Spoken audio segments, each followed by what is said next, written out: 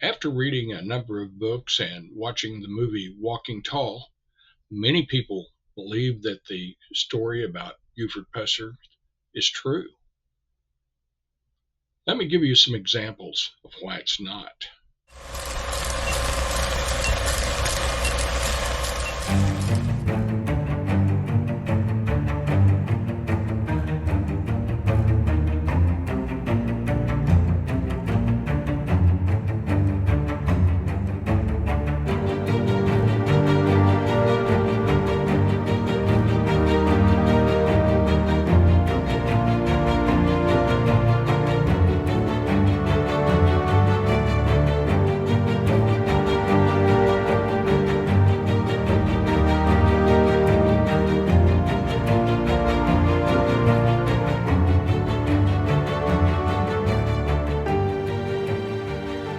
There are a lot of people out here that believe that the story of Buford Pusser is just like they saw in Walking Tall, or they believe what they read in books, or both.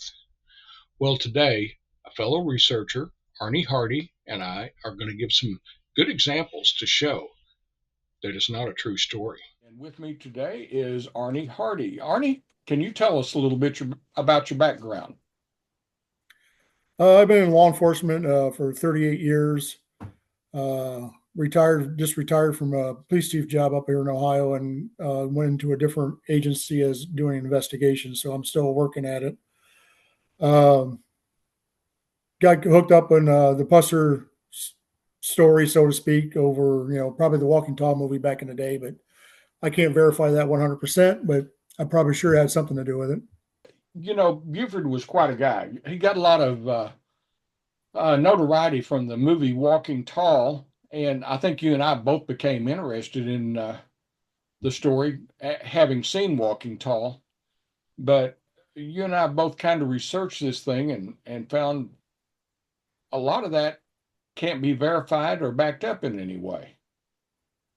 I got in '87 when the museum, '87, '88 when it first opened. I wanted to go down and look at the museum and see what it was all about, Busser, because you thought that the story, then the movie was true. And you go down there, you get to meet some people, and you start going down there year after year. And then I met some people on Instant Messenger, kind of showing my age there a little bit. But so I got hooked up with some of those people, and so you go down to Corinth, Mississippi, Elkhorn County, meet up with them, and they got a whole different story of the Pusser Legend. So you kind of had to weed through all that to see what was true, what wasn't true. Yeah. So that piqued my interest a little bit. Of course, I think everybody by now probably knows my background, but something I wanted to say is, first of all, Buford did a lot of his job when he was sheriff. If you were in trouble, he'd come out and take care of you. He would answer calls. He would uh, do a lot of the facets of his job, but there was a lot of things he overlooked, and that's kind of what I wanted to focus on. I think sometimes they don't say enough about the good he did while he was sheriff. And I think the biggest thing that he accomplished, and that was because of the movie Walking Tall, was he probably got more people interested in law enforcement than any person I know. And more people took that on as a career. If you go down to the museum, I mean, there's a lot of business cards of law enforcement. There's people all over the United States that have been there. So he's drawn a lot of people just to Adamsville, Tennessee, basically over the movie. Yeah. And I guess the point of that is a lot of those people leave thinking that the Walking Tall movie was true, even though it says, yeah, I mean, yeah. But for instance, let's go to the part about when he was in high school, and he said that he and some buddies went down to the state line, and while that they were there, they were at the White Irish and watched Louise Hathcock beat a young sailor to death with in the book, it says claw hammer. But that didn't happen. And reason I know that is I got to looking into it. Of course, I got a hold of Kenneth Wayne McCoy's sons. They were, Kenneth Wayne McCoy was the young naval aviator that they were talking about. And his son sent me photographs of him and said that he didn't pass away until November of 2012. So kind of makes you wonder about that story. Yeah, I mean, when you read the book and then when you actually meet people that actually lived it, you ask those questions. And I've asked that question about the sailor being beaten, and nobody that I've talked to, and mainly from Corinth, Mississippi, or Elkhorn County, and some McNary, never even heard of that story. Even I told them it was in the book, and they said, "Well, we still didn't know what you were talking about. Never even heard of it." And then some people were telling me, "Yeah, I heard he got beaten, and they put him in the trunk of the car and drove him over the Tennessee River and dumped him in the river." Well, that's a long way to drive from Corinth, Mississippi to the Tennessee River to dump somebody in the river, but nobody could ever verify that story. Then there's a story that and it's true, he was discharged from the Marine Corps because he had asthma. But the thing is, you can't find any history of asthma before he was in the Marines. And then he became a professional wrestler afterwards, and you can't find anything about him having asthma there. It seemed like the only time he had it was when he was in boot camp. Yeah, yeah. I've only asked a few people about that, and everybody said he was in pretty good health. Never heard anything about the asthma, but I don't know. I don't know if you can get out of the Marine Corps with just asthma. I don't know. No, I'm not too sure about that story, but it hasn't been verified yet either. Well, I've got a copy of his discharge papers, and it shows that he was released on a health deal about asthma. So there is that. Yeah. And then, there's the claim that he was beaten, cut up, robbed at the Plantation Club, which in the movie was called a lucky spot. And I guess the thing that gets me about that is that I've never been able to find anybody who knows anything about that. He was supposed to have all these cuts. According to the movie, it was on his chest. According to the book, they were in his face and head, 192 stitches. But, you'd think in a small town like Adamsville, somebody would have remembered him walking around with that looking like a baseball sewn up, all the stitches being there. But there's nothing. Yeah, nobody can verify that. Plus, he's got photos, even at the museum, of young Buford in his 20s, and he doesn't have a shirt on, and they're close-ups, and there's no scars on his face or chest or anywhere. His wrestling photos, he's got photos taken later where he was in a pair of shorts, had a can of beer, I guess it was, or whatever. But you don't see any scars on his chest or his face and head. So, you have to wonder why that they told that story. And then there's the story when you go beyond that, where it showed in the movie him going back to the Plantation Club to seek a little revenge. Be sure and subscribe and hit that bell so that you'll get notifications of new videos when they're released. And went in, took on about 7 to 10 guys with a big stick and got his money back, and then got arrested later.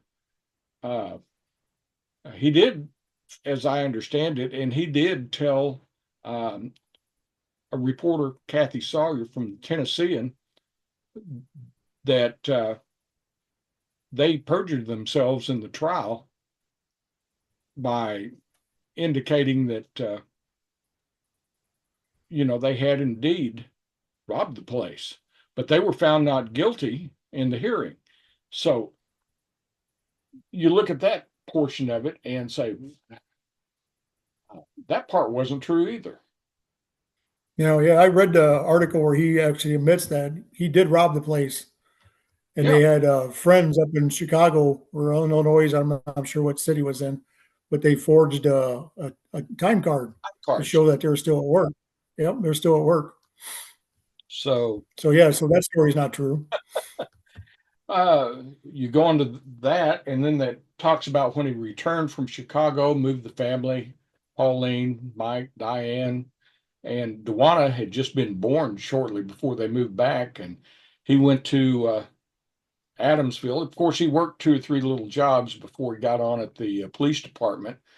But the story that you always have heard is that he followed Carl and took over the job when Carl retired. And then we find out that at least one person, Buford Surratt, served as chief between the time that Carl retired and Buford took over as chief. So, Right. Yeah. Yeah. Carl was chief, and he was in a car accident, and he hurt his leg or boogered up his leg or something, I believe it was where he couldn't do the job.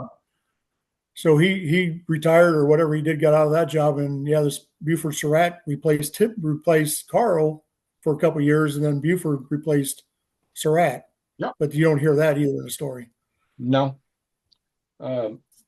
Anyway, then while he is chief of police, he runs for a constable position, wins it, and then when the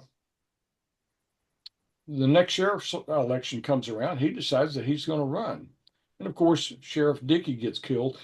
You know, what amazes me is that the movie made it look like that he just barely defeated a dead sheriff. And yet we never hear about George Weatherford. And Weatherford had run again and didn't get the nod for the general election. So he converted over to being an independent.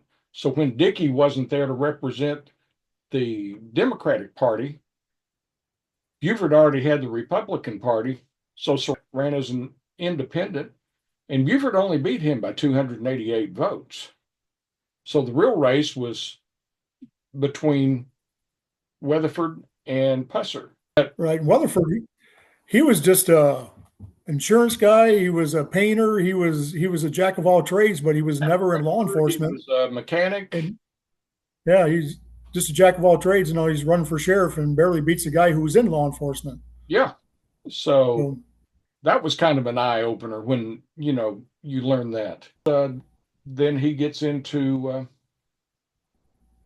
as sheriff, and he was supposed to be clean, untouchable. Nobody could, put a hand on him as far as payoffs or bribery. And but yet you go down there and you find people who operated clubs, beer joints. They were moonshiners, bootleggers, and just about every one of them you talked to said, "Yep, we had to pay him. If you didn't, he would shut you down." So, how did all this get started? About he was incorruptible. Yeah, the business owners, and they weren't afraid to pay. They didn't really mind paying him because they made more money what he was letting them do. Stay open after hours and work on or open on Sunday or selling hard liquor or selling moonshine out of the back door. He was letting them all do that, and they were making a lot more money than they would have if he wouldn't have let them do it. So they were happy to pay him. Yeah. And, so to speak. Well, part of that is probably what got Louise Hathcock killed there at the Shamrock, because prohibition had come to an end, and there in Mississippi, it was the last state to go wet, if you will. And Louise just really couldn't afford to pay him anymore. According to family, she had been paying him $1,500 a month, which was the highest that I know of at the in McNairy County of any of the people that were paying him. And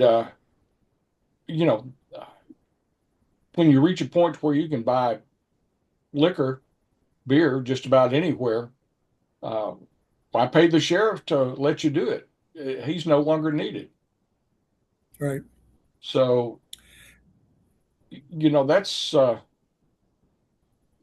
kind of what I think led to her being killed. I could be wrong, but she was supposed to have kept large sums of money there at the motel, and he knew it.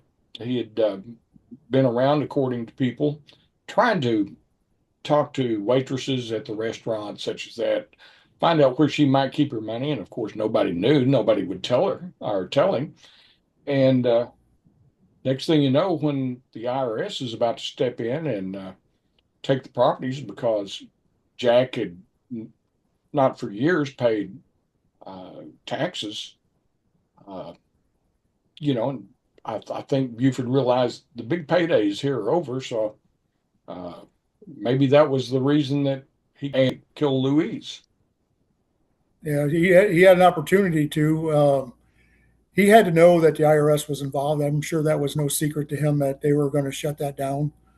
And he had to know that there's money. I mean, you can't keep bar life quiet. I mean, if someone's going to talk somewhere, and he just didn't know where the money was at, so to speak.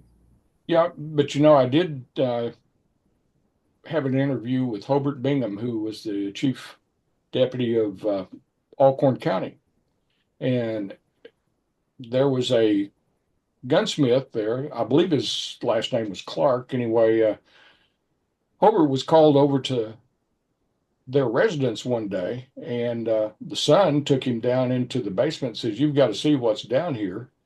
And Hobart said that the son told him that there had been a whole suitcase of cash, said it was just bulging, and said Buford had brought it in there the day that Louise was killed, and the next morning it was gone. So apparently, if that's true, he had picked it up. But you know, there's a story that you got coming from a law enforcement person that was saying it's possible that it happened that he got some of the money. So He could have. Yeah, he could have. You don't know. I mean, he's not going to tell everybody and her brother that he got a bunch of money from there. But yeah, oh yeah, he wasn't afraid to spend money.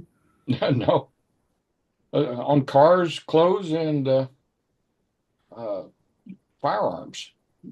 Yeah, everybody I talked to said he always had nice cars and nice suits, and those cost money, obviously. Yeah, a lot more than he could have made at the sheriff's office. Well, then you go on to the part where they, especially in the movie, they made it out to be that he and Pauline were just a couple of lovebirds, and then you find out that he's uh, got probably 6, 7, 8 girlfriends on the side, and one of them was Pearl Wade, her uncle. Owned Willie B's there, just north of the state line. And so the lovebird thing kind of goes out the window when you realize that he had that many girlfriends. Of course, most of them are gone. I'm not going to give any names out because some of them are still living, put it that way. So I don't want to create any issues for them. But that kind of led up to the ambush because Pauline had located him at the Old Hickory Grill, and according to 2 ladies, uh, Pauline was insisting he quit seeing Pearl and everybody else, I guess, and threatened to report his corruption, which he apparently knew about. And he was alleged to have said, "You do that, you won't live to see the light of day." And of course, shortly thereafter, Pauline was killed. So, what do Yeah, you one of make? those ladies, that told me personally was Barb Bivens. She was there with Shirley Smith, Right? which Shirley didn't tell me this, but Barb Bivens told me that, and the way she would tell it was like she was just reliving it again. I mean, she said it enough, but it was just like she was reliving it. And she didn't like Pusser to begin with. I had a dog in the background. Sorry about that. Yeah, I mean, it's just one of those things where you could discount that, except that there are so many pieces like a puzzle coming together. If you want to learn the real story of Buford Pusser, you need to get my book, Buford Pusser, The Other Story. It is full of facts and information that you don't get anywhere else that I know of. It's the story as told by the people who live their own parts in the real tale. It's full of photographs, documents, lots of interesting things to see, and it pretty well outlines everything from Buford's birth up until the time of his death, and even after that, because the family became embroiled in a lot of lawsuits over his legacy. So again, Buford Pusser, the other story, it's available at both Amazon.com and eBay. So it's just strange. Then beyond that, you take like in hours later, Levon is Plunk is taking Pauline home. They've been out. Pauline was about to leave Buford. Levon took her home to get some of her items, get the kids, and leave. And of course, Levon said that while she was parked down the street, she didn't want to be in the house in case Buford came home. She was parked down the street, and Buford passed by and went in the house and said she heard a single gunshot. Pauline, she didn't know what her state was, so she goes home, and she can't call the sheriff's office because Carl is the dispatcher, the jailer that night. She can't call her husband Petey because he's one of Buford's trusted deputies. And so she's at her home trying to think of who she could call, what she could do. And about that time, Petey calls and says, well, Pauline was just killed in an ambushment for Buford.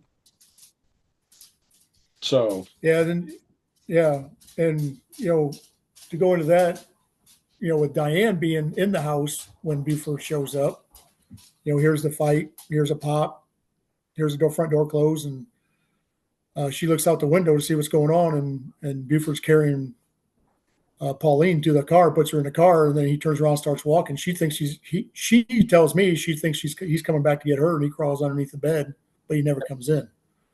So, and that's what a lot of people don't know is that she actually told a number of people that, including you. Yes. The first time I met her, she told me that. I never knew her before that. She just was introduced. I ran into her the same night, and she told me that story. Yep. So, yeah. Then you look at the rest of the ambush about there's missing time there. The ambush is supposed to have occurred at 4:45. Of course, they didn't find Buford until about 6:20. So there's a lot of time that went in there that you really can't decide what was going on during all that time. Where were they? What were they doing? And then you consider the route that they took. That was strange. You've been down through there. Yep. When we tried to retrace that route, and we couldn't. The shooters couldn't catch you, so to speak. Yeah. When we did the reconstruction, I was driving about 45. There was a Cadillac that we had staged behind the church. It came after me and trying as hard as they could, they couldn't catch me. And we were in broad daylight. We weren't doing it at 4:45 in the morning. And so, nobody had to rely on headlights or whatever. And, of course, Buford said that the car approached him from behind, had no headlights. And, I tried it myself here just recently. And, man, in the dark, and I couldn't get above 32 miles an hour. So, and then you have to wonder, taking that convoluted system of roads from Adamsville to the state line, as he was doing, you have to wonder why he didn't go down 64 and 45 and why the ambush party would know to be waiting for him at the church. Yeah, and I still wonder why the TBI came up with a reason why they thought they were at the church. I mean, what evidence showed that they were at the church? I don't know. I can think of as having been down through there years and years ago. There wasn't any other place where they could have really concealed a car. It's the only thing I can come up with. Yeah, I don't. Yeah, that's the only reason. I don't know of any other. That was just you're getting back to theory. Yeah, you're getting back to the time. I believe Dennis and Johnny, didn't they follow Buford like to midnight? Yeah. Wasn't that time they let him go? And then they think the TBI thinks that the ambush happened like at 4:45, and they find him at a little after 6. So where's the rest? There's a lot of time. There's a lot of time there. They got. I mean, it's hard to come up with. I mean, that's 6 hours. 6 hours of time they got to come up with. Yeah. I don't know. We're running a little bit short on time, but what I'm trying to show here is that when you really examine the legend, when you really take a look at it, how many parts of it do you feel like are actually true?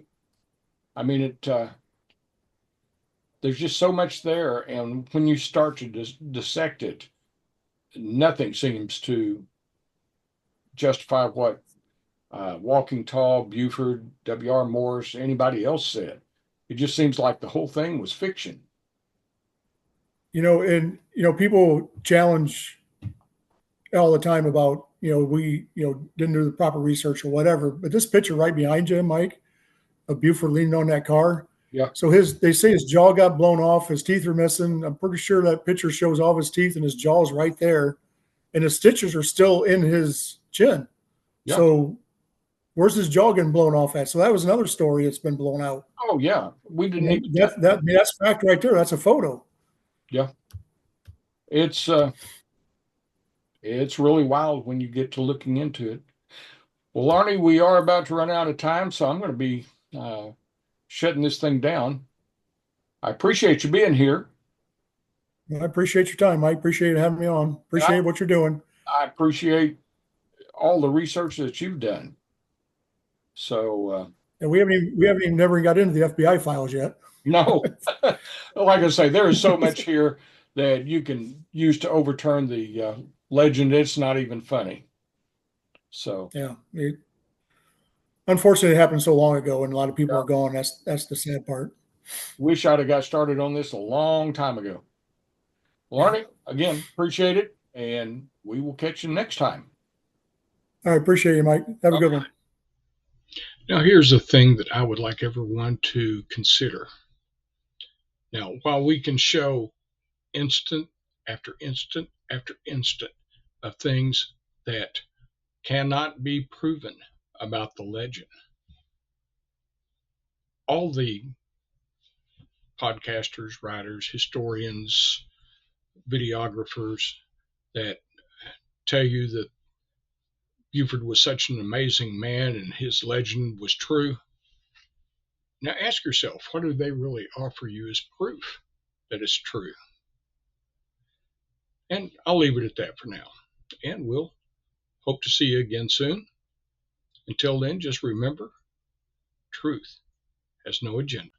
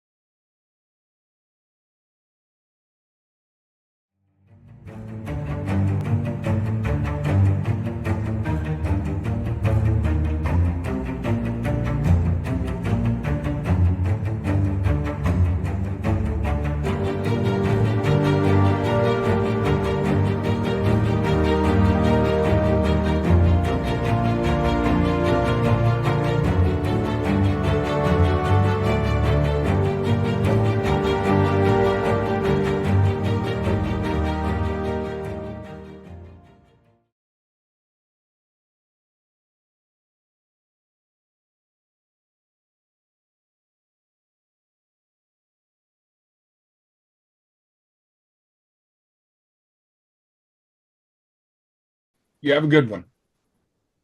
Yes, bye. Am I hanging up or are we still talking? Because I gotta get going.